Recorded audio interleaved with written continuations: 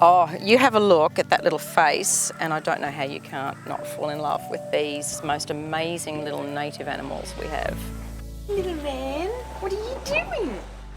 My name's Leanne and I am a wildlife carer, specifically for flying foxes, which are also known as fruit bats.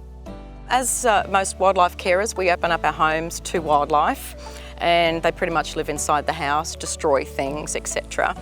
How I get hold of them, I do rescues in the local area and I also rehab and raise them. As everyone knows about the bushfires that are happening even in Queensland, but some pretty horrible ones down in New South Wales have actually directly affected a lot of camps around Singleton, and these guys were actually sent up. They arrived at my doorstep, 50 of them, and we've triaged and sent them out to other carers and groups in southeast Queensland to help ease the burden for the guys down in New South Wales. Basically, the mum's really struggling with the drought and the bushfires and the smoke, and they've left their pups behind.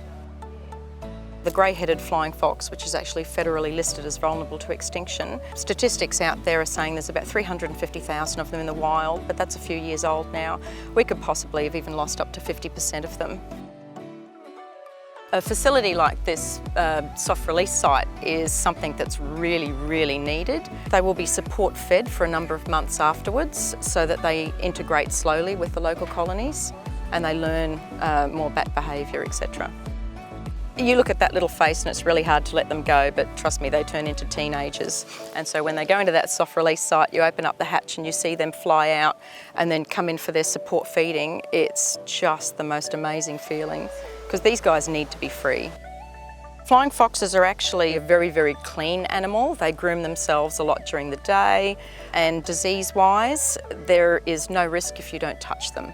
And there is a post-exposure vaccination if anything does ever happen, but we just say no touch, no risk. Logan City Council have been fantastic. The grants that they provide for wildlife carers and wildlife groups is just second to none. It's been amazing, their EnviroGrants. For anyone that wants to actually help these little guys in the future is just planting a lot of our native blossoms, because that is predominantly what these guys feed on. Fruit netting, anything you can put your finger through, is really bad for any wildlife. So wildlife friendly netting is fantastic to use, and it's just all those little things. And joining the local wildlife association that you can just find, there's so many of them, just look it up and ask what you can do to help.